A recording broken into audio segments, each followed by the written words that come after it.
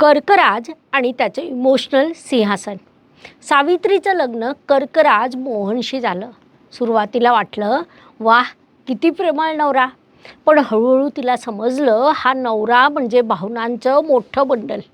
तिने एकदा थोडासा उशीर केला तर मोहन म्हणाला, तू मला विसरलीस ना. जर तिने तू भारी दिसतोस हे आठवडाभर सांगितलं नाही तर तो गेला आईकडे. आई ती माझ्यावर पूर्वीसारखं प्रेम करत नाही, पण त्याचं मन सोन्याचं.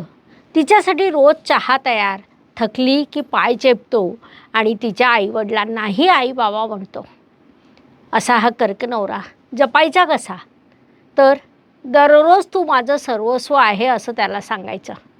त्याच्या स्वप्नांना साथ द्यायची, रडला तर पाणी द्यायचं आणि मिठीही. शेवटी कर्कनवरा म्हणजे प्रेमाचा राजा. त्याचं हृदय जपाल तर तो तुमच्या आयुष्याचं सोनं करेल.